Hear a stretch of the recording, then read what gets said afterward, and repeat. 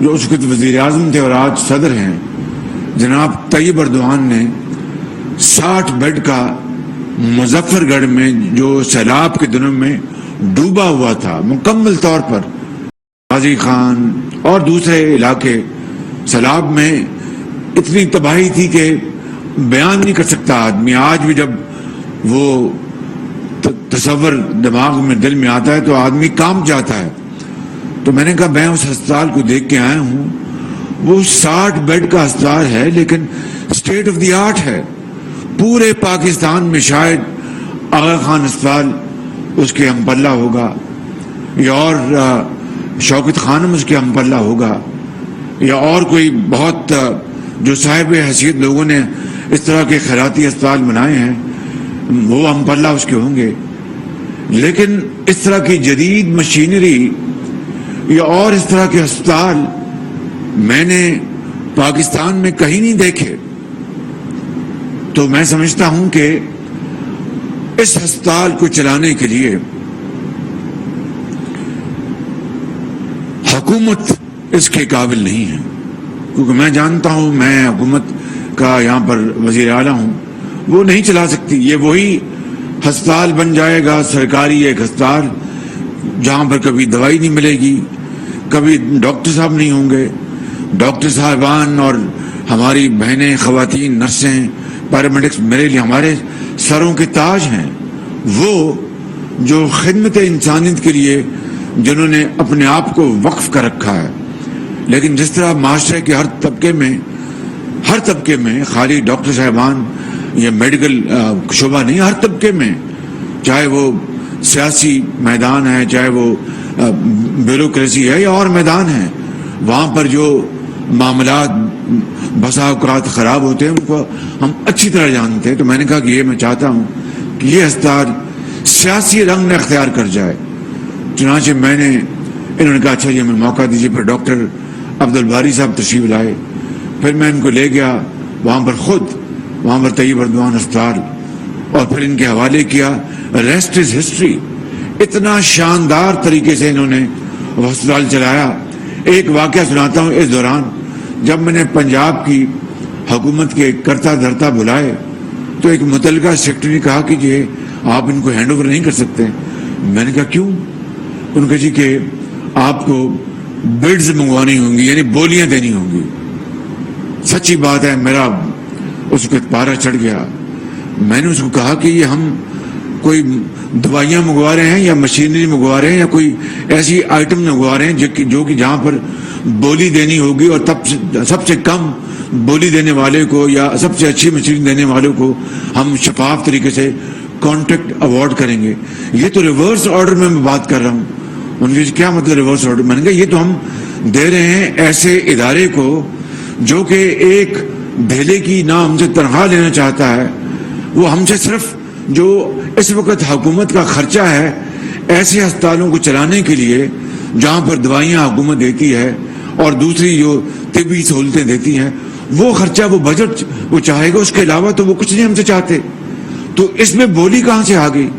آپ یہ کہہ رہے ہیں مجھے کہ یعنی جو خیراتی اسپتال جو ترکی نے بنا کے دیا اس کے اوپر بولی لگاؤں کہ سب سے زیادہ جو ہمیں آمدن دینے والا بولی والا اس کو دیں؟ میں نے کہا یہ مطلب آپ کا؟ وہ پھر چپ ہو گئے۔ میں نے کہا یہ بات خدا کا نام مانے کہ آج ہم نے ایک بسم اللہ کی ہے کہ ایسے ہسپتالوں کو ہم ایسے اداروں کے حوالے کر دیں جن کا پورے پاکستان میں نہیں دنیا میں جن کا نام ہے اور کوئی انگلی ان کے اوپر نہیں اٹھا سکتا۔ مثال کے طور پر ڈاکٹر باری جو انڈس کے انچارج ہیں، تو میں نے کہا آپ کہتے ہیں کہ ڈاکٹر باری کو میں کہوں کہ بولی دیں مجھے، اور میں حکومت پنجاب میں سب سے زیادہ بولی دینے والے پیسے اس کی جیب میں آئے۔ میں نے کہا کچھ خدا کا خوف کریں، کچھ اللہ کو مانیں، اور اس جو دکھی انسانیت ہے اس کے اوپر رحم کریں، ترس کریں۔ وہ آدمی بہرحال خاموش ہو گئے۔ میں نے پھر اپنا جو میری عادت ہے میں نے اپنا ڈنڈا چلایا اور میں نے ہسپتال ان کے حوالے کر دیا۔ میں نے اس کے بعد وہ ہسپتال ہم نے 120 بیڈ کا ہم نے اس میں توسیع کی۔ اتنا پھر انہوں نے وہاں پر جو آرتھوپیڈک وہاں پر سینٹر بھی بنایا انہوں نے، یہ انڈس ہسپتال والوں نے، اور وہ پورے اس علاقے میں وہ اتنا مصروف ہسپتال ہو گیا کہ میں آپ کو بتا نہیں سکتا. اور میں نے یہ کہا کہ یہ ہسپتال جو ہے اب شاید لاہور سے لوگ یہاں مظفر گڑھ آئیں گے، اتنی شاندار یہ فیسلٹی ہے. پھر میں نے وہاں پر ہم نے 250 بیڈ کا ایک نیا ہسپتال اس کی توسیع کی حکومت پنجاب نے اپنے وسائل سے، اور اس میں اربوں روپے اس میں خرچ ہوئے. نام جو ہے اس کا پھر بھی ہم نے اس کا طیب اردوان ہسپتال رکھا کہ اللہ تعالیٰ کا بھی حکم ہے کہ اگر تم کسی انسان کے تم احسان مند نہیں ہو تو میرے احسان مند تم کس طرح ہوگے. تو میں نے کہا یہ تختی ہم نہیں بدلیں گے اور طیب اردوان کا نام رہے گا، اور یہ صدقہ جاریہ ہے. اور پھر اس کو میں نے خود سمجھیے کہ اپنی سپرویژن میں اس کو تعمیر کروایا. کئی مرتبہ میں ملتان جاتا تھا تو چپکے سے بغیر بتائے وہاں پر مظفر گڑھ اترتا تھا، اور وہ ایک 250 بیڈ کا اسپتال دن رات اس کو اپنے لگا کے آپ جائیں تو ایک اسٹیٹ آف دی آرٹ ہسپتال ہے وہ بنایا. اس کو ہم نے مکمل کیا اور پھر وہ بھی ان کے ہم نے حوالے کر دیا. اس کے بعد لاہور میں کانا میں ہسپتال بنایا نیا، وہ بھی انہوں نے مجھے کہا جی آپ ہم پہ بہت لوڈ ڈال رہے ہیں، یہ تو مناسب نہیں ہے. میں نے کہا اگر آپ لوگ اس کو لوڈ سمجھتے ہیں تو میں اس کو کسی طریقے سے بانٹ سکتا ہوں، لیکن اچھے لوگ اگر آگے آئیں گے تو یہ لوڈ ان کو بھی ہم حوالے کر دیں گے. لیکن ابھی آپ نے یہ ماڈل بنایا، یہ ماڈل اب آگے اس کو رواج پانے دیں، اس کو فروغ اس کو ہم دیتے ہیں تاکہ سب کو ترغیب ہو کہ پاکستان کے اندر اگر ہم نے منافع بھی کمانا جو آپ کا حق ہے تو اپنی جیب سے خدا کو راضی کرنے کے لیے خرچ بھی کرنا ہے جو ہمارا فرض ہے. تو پھر اسی حوالے سے انہوں نے کہا اچھا جی ٹھیک ہے ہم کر لیتے ہیں. پھر میں نے کانا کا اسپتال ان کے حوالے کیا، سبزدار کا اسپتال ان کے حوالے کیا. پھر وہاں پر برکی میں جو زچا بچا کا اسپتال وہ سب سے پہلے وہ ان کے حوالے کیا. پھر میں نے مناوا میں ایک اسپتال بنایا بارڈر کے قریب، وہ ان کے حوالے کیا. رائے ونڈ میں اسپتال جو چل نہیں رہا تھا وہ ان کے حوالے کیا. تو میرے بزرگوں، بھائی اور بہنوں، یہ ہے وہ رشتہ اخلاص کا اور عوام کی ترقی اور ان کی بہبودی کا، ان کے علاج معالجے کا، جس نے ہمیں بہت وہ قریب لے آئے ہمیں. اور میں سمجھتا ہوں کہ یقین کر لیں کہ آج یہ اسپتال جو انہوں نے بنایا، میں نے جو مظفر گڑھ میں 250 بیڈ کا اسپتال بنایا تھا، میں نے جو کانٹریکٹر تھا، ڈیزائن تھا، میں نے شرط رکھی تھی کہ باہر لال اینٹ ہوگی، کوئی پتھر نہیں ہوگا، کہ پتھروں سے اپنے قومیں نہیں بنتی، ماربل سے قومیں ترقی نہیں کرتی، وہ کرتی ہیں محنت، دیانت اور امانت اور ماڈرن نالج اور ٹیکنالوجی سے. تو میں نے وہاں پر کہا کہ وہاں پہ باہر اینٹ لگے گی جو ریڈ برک ہے، جس کو مغلیہ برک بھی آپ کہتے ہیں. اندر بہترین سہولتیں ہوں گی، موسٹ ماڈرن گیجٹریز، اور وہاں پر مشینیں، سی ٹی اسکین اور یہ تمام چیزیں. وہ الحمدللہ ہماری حکومت کے آخری عام میں ہسپتال مکمل ہوا. میں نے اس کا افتتاح بھی کیا، وہ بھی پھر ہم نے ان کے حوالے کیا. اور یہ لاہور میں ہسپتال جو یہ چلا رہے ہیں، تو یہ صدقہ جاریہ ان کی طرف سے، ان میں سے کوئی تنخواہ نہیں لیتا. وہ صرف جو بجٹ ہے حکومت پنجاب کا، اس کا استعمال جو ہے وہ انتہائی شفاف اور غریب آدمی تک پہنچتا ہے. میں سمجھتا ہوں کہ اس ماڈل کو آج انہوں نے عملی شکل دی ہے، اور اربوں روپے جو انہوں نے اپنی محنت سے کمائے ہیں، اربوں روپے انہوں نے ڈونیٹ کیے ہیں. تو میں سمجھتا ہوں کہ یہ پاکستان کی، یقین کر لیں، جس طرح کراچی میں، کوئٹہ میں، پشاور میں جو لوگ عظیم ہستیاں ہیں جو اپنے رزق حلال سے اللہ تعالیٰ کی راہ میں، تعلیم کے میدان میں، علاج کے میدان میں کروڑوں اربوں روپے خرچ کرتے ہیں، آج میں سمجھتا ہوں کہ یہاں پر ان دوستوں بھائیوں نے بنیاد ڈالی ہے. اور انہوں نے جو رقوم جو کنٹریبیوٹ کی ہیں، میں ان کو آپ کو پڑھ کے سنا دیتا ہوں تاکہ پھر آپ کو اس کا علم بھی ہو، اور ساتھ ساتھ اس کی پھر ترغیب ملے. یہی اللہ کا حکم ہے کہ آپ اپنی نمائش نہ کریں، لیکن بعض اوقات آپ کو یہ بتانا پڑتا ہے کہ دوسروں کو ترغیب ملے، وہ انسپائر ہوں. ان کو یہ اپنا حوصلہ ملے کہ بھئی ہم بھی اس نئے کام میں آگے بڑھیں گے. تو جن لوگوں نے یہاں پہ بنیاد رکھی ان میں جناب اقبال کرشی صاحب کی، ان کی پوری فیملی، جناب جاوید ارشد بھٹی صاحب اور جناب میاں محمد احسن صاحب، یہ فاؤنڈرز ہیں اس ہسپتال کی. انہوں نے آغاز کیا اور جس طرح آپ کو اعجاز گور صاحب نے بتایا کہ پھر قافلہ بڑھتا گیا اور انہوں نے اربوں روپے انہوں نے کنٹریبیوٹ کیے ہیں.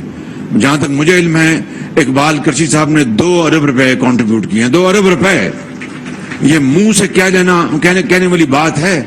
اور آپ نے یہ نہیں کہ ان کو خوش کرنے کے لیے، اللہ کو خوش کرنے کے لیے اور خود کو ترغیب دینے کے لیے تالی آپ کو زور سے لگانی چاہیے تھی. میرے ساتھ مل کے لگائیں.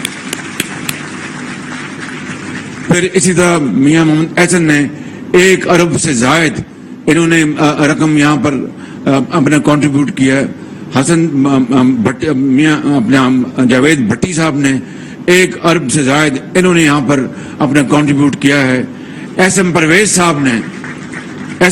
صاحب نے 1 ارب عطا کیا ہے. انوار غنی صاحب نے 1 ارب روپے اپنا تالیاں لگاتے جائیں نا مہربانی کر کے. 1 ارب روپے انہوں نے کنٹریبیوٹ کیا ہے. اور اعجاز گوہر صاحب نے 1.2 ارب روپے انہوں نے کنٹریبیوٹ کیا ہے. اور میاں طلعت و میاں احمد صاحب نے 2 ارب روپے انہوں نے کنٹریبیوٹ کیے ہیں. 2 ارب روپے. تالی آپ کی زور سے نہیں لگی، یہ میرے لیے نہیں، ان کے لیے لگائیں آپ مہربانی کر کے. فیصل آفریدی صاحب نے الحمدللہ، کہاں ہیں فیصل صاحب جی، انہوں نے کیا تو 1 ارب ہے مگر یہ 10 ارب کر سکتے ہیں. یہ بات پکی میں بتا رہا ہوں آپ کو، یہ 10 ارب کر سکتے ہیں. تو جس طرح میں نے اس دن اسپتال کا افتتاح کیا تھا، جناب وہ سلیم صاحب نے جو میاں منشا کے بھانجے ہیں، تو میں نے کوئی مذاق سے بات نہیں کی تھی. میاں منشا کو اللہ تعالیٰ نے بہت کچھ عطا فرمایا، تو میں نے کہا تھا کہ میاں صاحب اگر آپ اس طرح کے پاکستان کے 4 صوبوں میں 4 ہسپتال بنا دیں گے تو 8-10 ارب روپیہ، تو آپ کی تو جو اللہ نے آپ کو جو دولت دی ہے وہ تو ایک قطرے کے برابر نہیں ہے. تو آپ یہ اپنی زندگی میں کام کر جائیں گے تو صدقہ جاریہ ہوگا. اسی طریقے سے میں اپنا فیصل آفریدی صاحب کو گزارش کروں گا. جی 2 ارب میں نے کہیں، اچھا 2 ارب ہیں. اچھا مجھ سے یہ پھر کسی نے شرارت کی ہے فیصل اپنا گور صاحب سے، انہوں نے 1.2 ارب نہیں 2 ارب دیے ہیں. 2 ارب روپے لیے. تو فیصل صاحب کی 1 ارب کی آگے ایڈوانس، اور 9 ارب میں کہہ دوں جی کہ 9 ارب دیں گے آپ انشاءاللہ. کتنے عرصے میں؟ ذرا ادھر آ جائیں نا، بڑی اچھی بات ہے، ادھر آ جائیں ذرا. نہیں میں بالکل میں دل کی بات کر رہا ہوں. آئیے شاباش. وہ بتا دیں جتنے وقت میں آپ دینا چاہیں. تو آپ کو اللہ تعالیٰ کے ہاں بہت کتنے بتائیں؟ 5 سال میں انشاءاللہ 5 سال میں یعنی سالانہ 2 ارب روپے. گور صاحب کو میں علیحدہ بلاؤں گا تاکہ وہ علیحدگی میں بات کریں. میں ان سے گور صاحب ابھی اگر آپ اعلان کرنا چاہتے تو کر دیں جی. ٹھیک ہے جی. آئیے پھر یہاں آ جائیں. پھر یہاں اب آ جائیں یہاں پہ. اب آئیے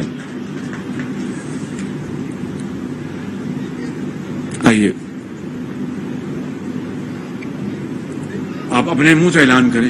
5 سال میں آپ کو ہماری طرف سے کمٹمنٹ ہے وزیر اعظم صاحب کو اوپن چیک کی، کسی فکسڈ اماؤنٹ کی نہیں، اور ہم ہر جگہ وزیر اعظم صاحب کے ساتھ کریں. اسے اوپن چیک 2 ارب روپے ہم انڈس ہاسپٹل میں اوپن چیک نہیں کلوز چیک چاہتا ہوں. اور اس ہاسپٹل کو چلانے کے لیے اس کے بعد جیسے کرشی صاحب نے کہا بڑا خوبصورت جملہ ہے کہ چلانا سب سے بڑا چیلنج ہے. تو اس کے اندر ہم 100 بیڈ کا ڈائلسس سینٹر بنا رہے ہیں جیسے آپ کا خواب ہے، اور اس پہ سالانہ ارب روپے دے رہے ہیں. 5 سال میں 10 ارب آپ کے نام آ الحمدللہ. بس ہو گیا جی. مہربانی، بہت شکریہ آپ کا. تو یہ اب اوپن نہیں، دس از اے کلوز ٹرانزیکشن. اور ویسے بھی اپنا یہ ماشاءاللہ بڑے کاروباری لوگ ہیں، آفریدی صاحب بھی ہیں، یہ بھی تو. اور جائز کام ان کے حکومت سے پڑھتے ہیں. جائز کام، میں ناجائز کام کی بات بالکل نہیں کر رہا. جائز کام میں پڑھتے ہیں تو حکومتیں جو ہیں وہ جو بعض کو افسر شاہی اس میں مداخلت کرتی ہے اور روکتی ہے اس کو. تو میں یہ ان کو یقین دلاتا ہوں کہ جائز کام ان کے ضرور ہوں گے، مگر شرط یہ ہے کہ ہر جائز کے کام کے ساتھ اس اسپتال میں پیسے ڈالتے جائیں انشاءاللہ. یہ بہت بڑی یہ بہت بڑی ان کی قربانی ہے. اللہ تعالیٰ آپ کو اس کا صلہ عطا فرمائے گا اور اس جہاں میں بھی اور اگلے جہاں میں بھی اللہ تعالیٰ آپ کو بہت آپ کو نعمتوں سے نوازے گا. جو قرآن کریم میں اللہ تعالیٰ نے اپنا فرمایا اور وعدہ فرماتا ہے, یہ میرا وعدہ ہے. یہاں پر جید علماء کرام بیٹھے ہیں میرے سامنے, اللہ تعالیٰ ان کو زندگی دے, صحت دے. یہ بڑے قابل اور نیک علماء کرام ہیں اور ان کی اسلام کو کی ترغیب کے لیے, ترویج کے لیے بے پناہ ان کے اور ان کے بھائیوں کی, ان کے خاندان کی بڑی ان کی کاوشیں ہیں اور قربانیاں ہیں. میں آخر میں 2-3 باتیں عرض کرنا چاہتا ہوں. ایک یہ کہ چونکہ یہاں پر زیادہ کاروباری دوست یہاں بیٹھے ہیں, آج مجھے اپنے 5 سال بعد ڈاکٹر صاحب بھی ان کی مجھے ملنے کا مجھے موقع ملا ہے. ڈاکٹر صاحب بیٹھے ہیں, یہ میں ان کو ہمیشہ کہتا ہوں کہ ایک فرشتہ صرف انسان ہے. آئیے ڈاکٹر صاحب ذرا ادھر آ جائیں.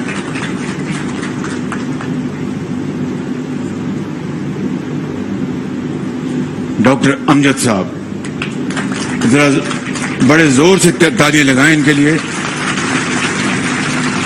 اور باخدا انہوں نے پنجاب ایجوکیشن انڈاؤمنٹ فنڈ جو جس کی ہم نے بنیاد رکھی تھی 2008 میں, اور آج اس کے دونوں فنڈ بند ہو گئے. جو آپ کا chief minister self employment scheme تھا بند کر دیا. مجھے نہیں پتا تھا. مجھے یہ آج 4-4.5 سال میں ملے ہیں. وہ میں نے 20 ارب کتنا تھا جمع سر 20 ارب تھا 20 ارب روپے اس میں جمع کرائے تھے. حکومت پنجاب سن لیں, اور اس کی جو آمدن تھی, اور یہ اس کی وائس چیئرمین تھے, میں اس کے چیئرمین تھا. آپ یقین کریں کہ لاکھوں غریب بچوں اور بچیوں کو 4,80,000 بچوں اور بچیوں کو, جو ان میں سے کئی ہزاروں یتیم بچے, یتیم بچیاں جن کے سروں پر کوئی دست شفقت رکھنے والا نہیں تھا, ان بچوں اور لاکھوں بچوں اور بچیوں کو صرف ایک شرط تھی کہ وہ محنتی اور ذہین. یا میں خود ان سالوں میں ان بچیوں اور بچوں کو خود بلا کر ہم ان کی پذیرائی کیا کرتے تھے. کئی بچے اور بچیاں مجھے یاد ہیں, جب میں نے پوچھا کہ آپ کے والد کہاں ہیں, ان کو وہ انکل ان کا انتقال ہو گیا. والدہ کہاں ہیں, انکل والدہ بھی داغ مفارقت دے گئی, وہ بھی چلی گئی ہیں. تو کیا کرتی ہیں, ہم بہن بھائی ہیں, ہماری خالہ ہمیں دیکھتی ہیں. اس طرح کے ایک نہیں, درجنوں نہیں, سینکڑوں واقعات میں ان سے سنتا تھا, کان سے لگا کے سنتا تھا. ان بچوں اور بچیوں کو, وہ جو ہمارے جو دانش اسکول ہیں, وہ اس کے علاوہ ان لاکھوں بچوں اور بچیوں کو آج جو ڈاکٹرز بن گئے ہیں, آج جو انجینئرز بن گئے ہیں, آج اور دنیا میں انہوں نے اپنے مقام حاصل کیا, خاندان کے چشم و چراغ بن گئے ہیں, خاندان کا بوجھ انہوں نے ان جوان کاندوں نے اپنے اوپر لے لیا ہے. یہ وہ معمار ہے ڈاکٹر امجد ثاقب صاحب. ان کے لیے زور سے تالی لگائیں. مجھے آج 4 سال بعد ملے ہیں, اور مجھے جو ابھی بات بتائی انہوں نے, مجھے بڑے دکھ ہوا, اور میں اس کو یہاں پر اگر بیان کروں تو دل پہ پتھر رکھ کے بیان کروں گا. 4 سال کے بعد مجھے ملے, اور میں نے ان کو دیکھا اپنا, جب میں اخبار پڑھتا تھا کبھی ٹیلی ویژن پر کہ جو حکومت جو گئی ہے ان کے ساتھ یہ کام کرتے, مجھے لوگ کہتے تھے کہ دیکھا جی آپ نے, میں نے کہا کچھ خدا کا خوف کرو. ایک اچھا انسان اگر اچھے کام کے لیے کسی بھی حکومت سے اگر وہ اپنا ہاتھ بٹا رہا ہے, تعاون کر رہا ہے, تو اس میں بری بات کیا ہے؟ اس قوم کا بھلا ہے, اس میں اس قوم کا بھلا ہے. اگر اچھے لوگوں کو کوئی بھی حکومت استعمال کرتی ہے تو اس میں کوئی سیاسی رنگ نہیں ہونا چاہیے, جو بھی کرچی صاحب نے کہا. لیکن مجھے جو دکھ ہوا ہے جس بات کا, یہ فرما رہے ہیں کہ وہ فنڈ پچھلی حکومت نے بند کر دیا. اس کا بڑا مجھے دکھ ہے. میں آج ہی وزیر اعلیٰ اسکیم جو تھی آپ کی بغیر سود کے وہ بھی بند کر دی, جو آپ نے 12 ارب. یہ اب بتا دیجیے آپ اپنے, بڑا دکھ ہوا. یہ وزیر اعلیٰ بلا سود کردہ اسکیم جو چیف منسٹر صاحب نے 2001 میں 1 ارب سے شروع کی, جو ان امپلائڈ لوگ تھے, اور وہ 12 ارب پہ پہنچ گئی. پچھلے 3.5 سال سے اس اسکیم کے تمام تر فنڈنگ بند کی جا چکی. صرف وہ تمام کے تمام پیسے مسجد میں بیٹھ کر دیے گئے, اور اس میں ایک شخص بھی ایسا نہیں جس کو سیاست کی بنیاد پر پیسے دیے گئے ہوں. اور یا یہ پوچھ کے دیے گئے ہوں کہ کس قبیلے سے تمہارا تعلق ہے. میں درخواست کروں گا کہ وزیر اعلیٰ خود روزگار اسکیم اس کے بھی پیسے جاری کیے جائیں, اور جو آپ نے بادشاہی مسجد میں یہ وعدہ کیا تھا کہ یہ اسکیم پورے پاکستان میں چلائیں گے, تو الحمدللہ اب آپ کو اللہ تعالیٰ نے یہ وعدہ پورا کرنے کا موقع دیا ہے, تو درخواست یہ ہے کہ اس کو پورے پاکستان میں بھی چلائیں. انشاءاللہ. یہ مجھے تو یہ 4 سال بعد ملے ہیں, 3-4 مرتبہ انہوں نے کوشش کی مجھے ملنے کی. میں نے خود ان کو آج بتا رہا ہوں, ان کو میں نے نہیں بتایا, میں ان کو نہیں ملا کہیں اس حکومت کے ذریعے عطاب نہ آ جائیں, لیکن کہ مجھے کیا علم تھا کہ مجھے ملے بغیر ان کی تمام اسکیمیں بند کر دی گئی. انشاءاللہ ڈاکٹر صاحب آپ تشریف رکھیں, آج یہ تمام اسکیمیں جو ہیں وہ دوبارہ ریوائٹلائز ہوں گی انشاءاللہ, اس میں دیر نہیں لگے گی. اور مجھے اس کا علم نہیں تھا, یہ جو باتیں بتائیں اس کا یقیناً دکھ ہوا. وہ ان بچوں اور بچوں کا کیا قصور ہے جو یتیم گھرانوں سے جن کا تعلق ہے, جن کا تعلق غریب گھرانوں سے تعلق ہے, جو مفلوق الحال ہیں, جو سفید پوش ہیں. حضرت بیٹھے ہیں, سفید پوش کی تعریف یہ ہے کہ وہ تنگ دست ہوتا ہے, کسی کے آگے ہاتھ نہیں پھیلاتا. یہ وہ لوگ ہیں, لاکھوں نہیں کروڑوں. ان کے لیے آج یہ اسکیمیں بند کر دینا اور سیاست کی نظر کر دینا, یہ ہے کرچی صاحب آپ کی خدمت میں جواب. مجھے نہیں پتا تھا کہ یہ معاملہ اس طرح کا ہے. میں آپ سے 100% میں اتفاق کرتا ہوں. اسی لیے میں نے اپنی تقریر میں بھی, کل میں تھا وہاں پہ پرسوں اسٹاف کالج کوئٹہ میں, وہاں پر میں نے افسروں اور جوانوں کو میں نے موقع ملا خطاب کرنے کا. میں نے وہاں پر کہا, اور میں یہ بات آج پھر یہاں دہرانا چاہتا ہوں, we must have grand dialogue. ہمیں گرینڈ ڈائلاگ کرنا ہوگا, بات چیت کرنی ہوگی. تمام جو اسٹیک ہولڈرز ہیں مل کر اگر ہم نے اس پاکستان کو آگے چلانا ہے, اور اس ڈائلاگ کا جو آپ نے فرمایا کہ صنعت اور صحت اور تعلیم کے اوپر کوئی کمپرومائز نہیں ہونا چاہیے, میں نہ صرف آپ سے 100% اتفاق کرتا ہوں. اس گرینڈ ڈائلاگ کا مقصد ہی یہی ہے کہ وہ ایریا صنعت کے ساتھ آپ اگر زراعت کو بھی ایڈ کر دیتے تو اور کمپریہنسو ہوتا, لیکن آپ نے بات پتہ کی کر دی. اس میں IT انفارمیشن ٹیکنالوجی بھی اور شعبے ہیں جس میں یہ ملک جو ہے وہ بہت آگے بڑھ سکتا ہے. وہ گرینڈ ڈائلاگ, اس کی اس وقت اشد ضرورت ہے کہ کوئی حکومت آئے یا جائے, یہ جو ایریاز ہیں اس کے اوپر کوئی ہاتھ نہ لگا سکے اور وہ ملک آگے بڑھتا رہے. تو آپ نے جو بات کی, یہ بات آپ نے سن لی. میں یقین کریں کہ یہاں پر میں کوئی سیاست کی بات نہیں کرنا چاہتا, لیکن دکھی دل سے کہتا ہوں بغیر نام لیے اس حکومت کا کہ PKLI Pakistan kidney liver institute جو 20 ارب روپے سے بنا, اور دنیا کا, اس خطے میں نہیں, دنیا کا ایک مائع ناز ہسپتال بنا جہاں پر کڈنی اور لیور کی ٹرانسپلانٹ اور تمام ان کے جو متعلقہ جو ان کے پروسیجرز ہیں, علاج غریب آدمی کو فری بنانے کے لیے ہم نے نہ صرف اپنے دور میں مکمل کیا. خواجہ سلمان رفیق صاحب بیٹھے ہیں, انہوں نے, ان کی ٹیم نے, افسروں نے, ڈاکٹرز نے دن رات, بورڈ آف گورننس نے, وہ اپنے ڈاکٹر سعید اختر جو چیئرمین تھے, جب حکومت بدلی ان کو اٹھا کے باہر پھینکا, ان کو بےعزت کیا.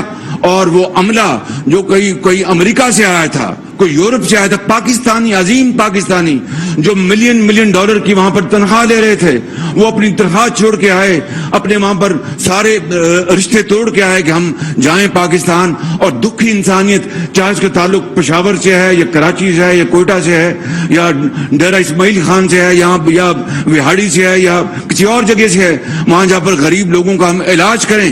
اور میں نے اپنے 10 سال کے دور میں 1 ارب روپے سے زیادہ پاکستان کے غریب قوم کا پیسہ جو یتیموں اور بچوں کے لیے, غریب بچوں کے لیے اور مردوں کے لیے جن کے گردہ ان کو ہونا تھا ٹرانسپلانٹ, یا جگر کا یہاں پر آپریشن ہوتا نہیں تھا, ہندوستان بھیجنا پڑا.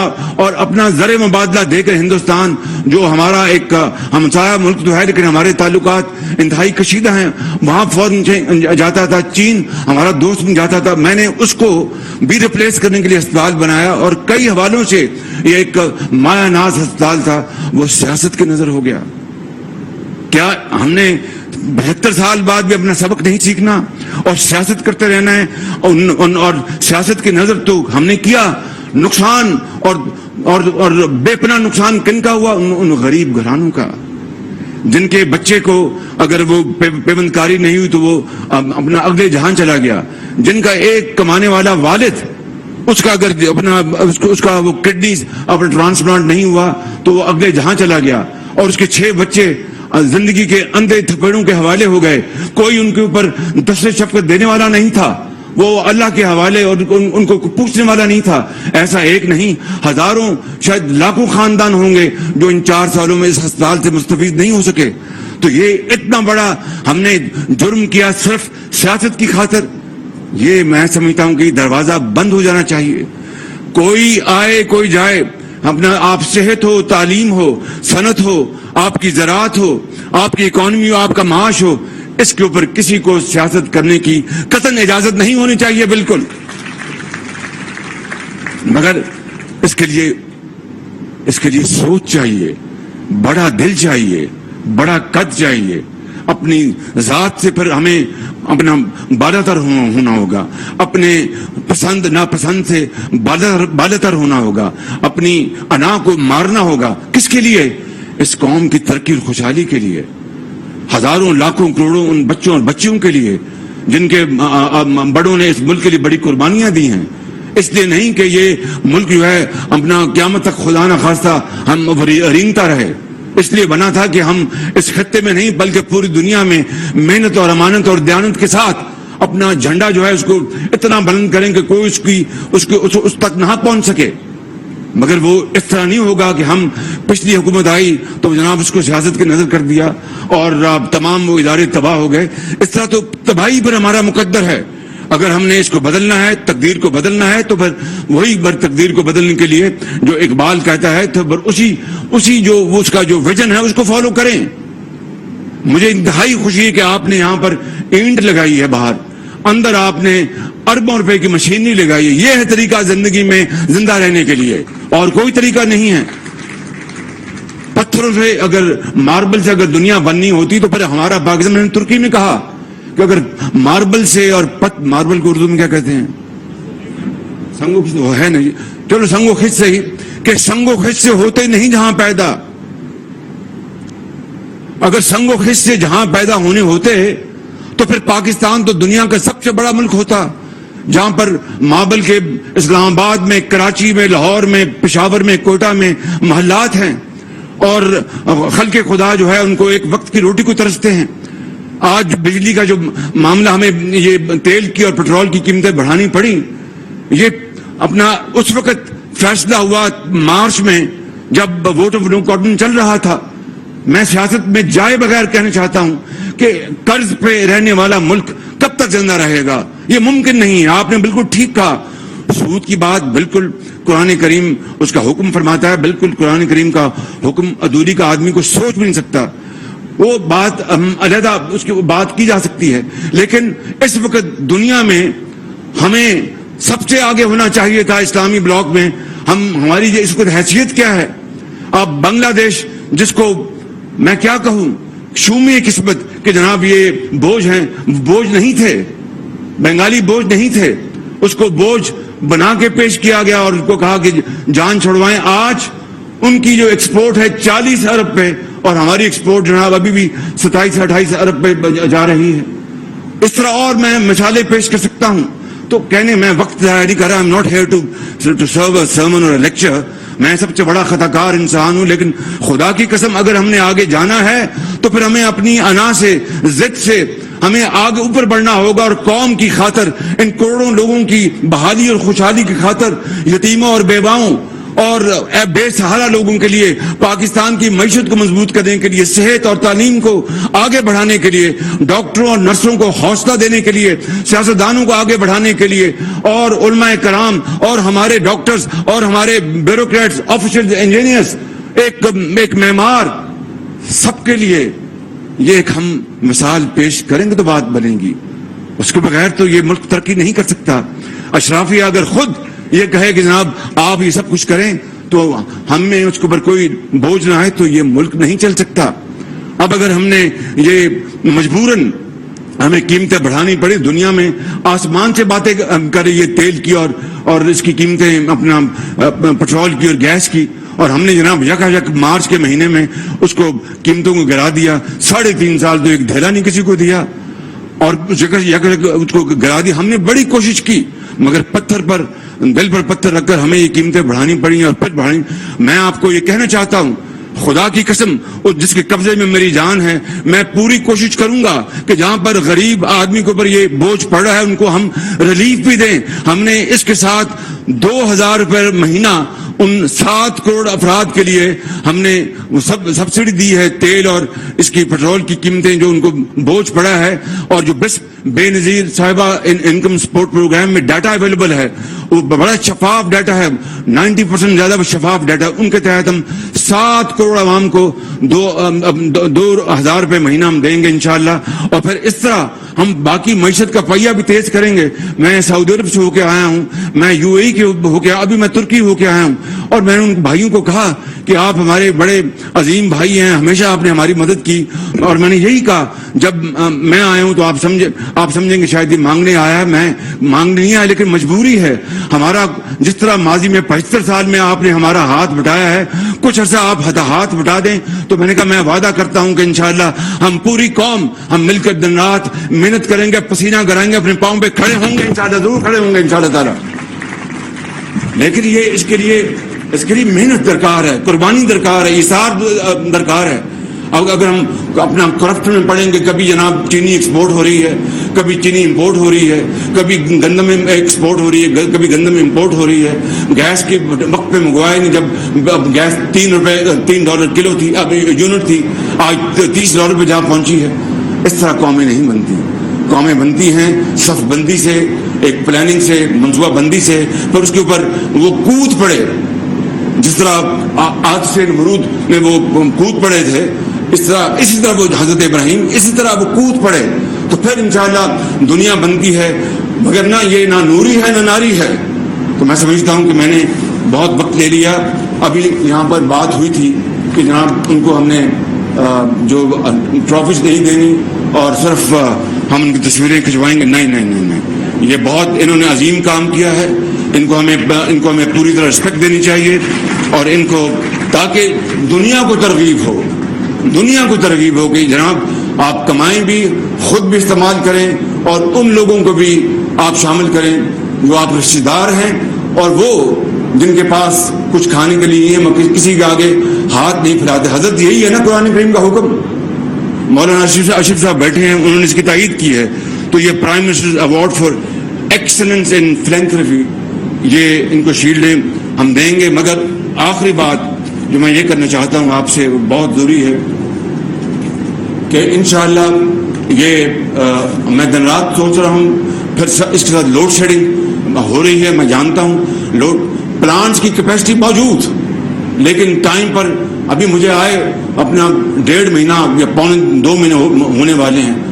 3.5 سال جو ہوا, جس کی وجہ سے جہاں پر ملک یہاں پہنچا, اس کا بھی کوئی حساب لینے کے لیے لینا کہ مجھ سے 1.5 مہینے کا حساب لینا ہے. میں وہ حساب دینے کو تیار ہوں انشاءاللہ, آپ کے سامنے دینے کو تیار ہوں, دوں گا انشاءاللہ. ابھی میں نے وزیر اعلیٰ کو گزارش کی ہے, دیکھیے جب تک کہ آپ اپنے غریب آدمی کا جو مفلوق الحال ہے اس کے اوپر دست شفقت نہیں رکھیں گے, اس ہسپتال میں غریب لوگ جب نہیں آئیں گے تو کس طرح آپ وہ ایک دعاؤں کا سلسلہ چلے گا.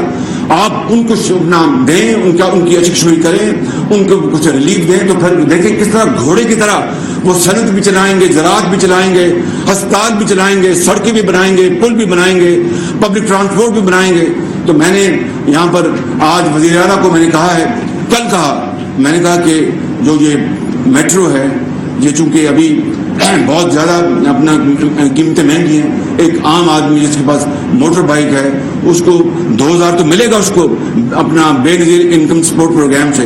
مگر جہاں تک آپ کا تعلق ہے, جہاں پر آپ کے منصوبے ہیں, وہاں پر پیک آورز میں آپ ٹکٹ اس کی میٹرو کی عادی کر دیں, تاکہ غریب آدمی جو ہے اس کو حوصلہ ہو کہ دیکھو یہ ہمارے لیے کچھ تڑپ رہے ہیں, کر رہے ہیں. اسی طریقے سے آسٹیریٹی کے میجرز کے لیے میں نے کل 5 گھنٹے میٹنگ کی ہے. انشاءاللہ اس کے اوپر بھی 1 آدھ دن میں اعلان آ جائے گا. اور ساتھ ہی لوڈ شیڈنگ کو میں نے یہ کہہ دیا ہے کہ 2 گھنٹے سے اوپر اپنا میں اس کو قبول نہیں کروں گا. اس میں بالکل یہ سن لیں بات, لوڈ شیڈنگ کو 2 گھنٹے تک بجلی کے منصوبے موجود ہیں, لیکن تیل مہنگا بگوانا پڑ رہا ہے. गैस महंगी मंगवानी पड़ी है, डीजल महंगा मंगवाना पड़ा जो $120 पे चला गया है। तो अगर हम तेल और गैस, मैं आपको मिसाल दे रहा हूँ, कम मंगवाएं तो हमारे फॉरेन एक्सचेंज ज़र मुबादला बच जाएगा, मगर लोड शेडिंग बढ़ जाएगी। अब उसके ऊपर मैंने कुछ बैलेंस करना है, मैं आपसे बिल्कुल दिल की बातें कर रहा हूँ, उसको बैलेंस करना है। तो फिर यही तय किया मैंने, कल 5 घंटे की मीटिंग की, कैबिनेट कमेटी बनाई कि 2 घंटे से ज्यादा लोड शेडिंग नहीं हो। कोई बात नहीं, अल्लाह ताला हमें अता फरमाएगा, वसाइल दे देगा, जरूर देगा इंशाअल्लाह, कहीं से वो हमें अल्लाह ताला मदद करेगा तो कि आम आदमी का पंखा चल सके। अगर उसका बेचारे का इतनी शदीद गर्मी में अगर उसके पास रोजगार, महंगाई भी है और रात को उसका पंखा बंद होगा, वो तो पागल हो जाएगा कि भी गर्मी मार रही है। तो ये हम सब का, हुकूमत का, आपका, सनतकारों का और बड़े बड़े अल्लाह ताला ने जिनको मॉल दिए हैं, जिनको अल्लाह ताला ने रिज़्क़ हलाल दिया, हम सब का फर्ज है अगर हम इंशाअल्लाह इसमें हम जुट जाएंगे मिलकर और सियासत को एक तरफ कर देंगे, इसको नो गो एरिया बना देंगे, तो मैं आपको यकीन के साथ कह सकता हूँ बिला खौफ तरदीद अल्लाह ताला के फज़ल करम से पाकिस्तान अगले चंद सालों में इस तरह रॉकेट की तरह आगे जाएगा और फिर हमारी स्पीड को कोई नहीं पकड़ सकेगा इंशाअल्लाह। बस मेहनत करना होगी, मेहनत के अलावा कुछ नहीं। ये ना नूरी है ना नारी है। तो मैं इस शेर पे अपनी बात खत्म करता हूं। इन अंधेरों में भी मंजिल तक पहुंच सकते हैं हम, इन अंधेरों में भी मंजिल तक पहुंच सकते हैं हम, जुगनुओं को रास्ता तो याद होना चाहिए। इन अंधेरों में भी मंजिल तक पहुंच सकते हैं हम, जुगनुओं को रास्ता तो याद होना चाहिए। और जुल्म बच्चे जन रहा है कूचा और बाजार में, जुल्म बच्चे जन रहा है कूचा और बाजार में, अदल को भी साहिब औलाद होना चाहिए। पाकिस्तान कायदे आजम। वजीर आजम शहबाज शरीफ इंडस अस्पताल लाहौर की इफ्तिताही तकरीब से खिताब कर रहे थे। इस मौके पर उनका कहना था कि तकरीब में शिरकत बाइस मुसर्रत है। ऐसे मंसूबों के जिम्मेदार दीन और दुनिया कमा रहे हैं। अस्पताल चलाने वाले काबिल फख्र पाकिस्तानी हैं। वजीर आजम की इमदाद देने वालों के नाम की भी तारीफ। वजीर आजम की तरगीब पर फैसल आफरीदी का 9 अरब देने का ऐलान और इसी मौके पर 9 अरब की रकम 5 साल में अस्पताल को मिलेगी ऐसा बताना था। गौहर साहब ने भी 10 अरब देने का ऐलान कर दिया।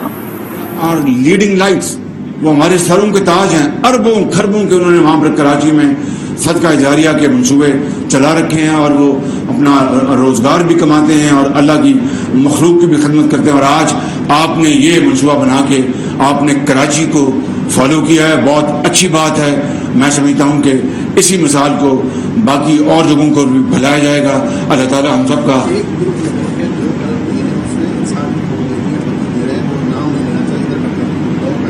इनका फरमाना है कि एक ग्रुप और है जिन्होंने 2 अरब प्रॉमिस किए, 60 करोड़ दे दिया है, मगर उन्होंने कहा कि हमारा नाम न लिया जाए। ये उनका हक है और हमें उसका एहतराम करना चाहिए। खुदा हम सब पर अपना फजल फरमाए, करम फरमाए और इस मुल्क को अजीम बनाए, कदूरतों को ख़त्म करे, नफरतों को ख़त्म करे और हम मिलकर इस कौम को बनाएं। जहर आलूदा जो माहौल है उसको ख़त्म करें, आगे बढ़ें। चाहे उलमा कराम हैं, चाहे सरमायाकार हैं, चाहे सनतकार हैं, चाहे नौजवान नस्ल है, चाहे स्टूडेंट्स हैं, चाहे डॉक्टर्स हैं, इंजीनियर्स हैं, आगे बढ़ें और मुल्क को आगे ले चलें, इस कौम को आगे ले चलें। खुदारा हमें अगर अपने ऊपर रहम नहीं आता तो अपनी नस्लों पर रहम करें। अल्लाह ताला पाकिस्तान को अजीम बनाए। बहुत मुल्क की तरक्की के लिए ग्रैंड डायलॉग करना होंगे, कौमें सफबंदी और प्लानिंग से आगे बढ़ती हैं, ऐसा कहना था वजीर आजम का, जो कि इस वक्त तकरीब से खिताब कर रहे थे।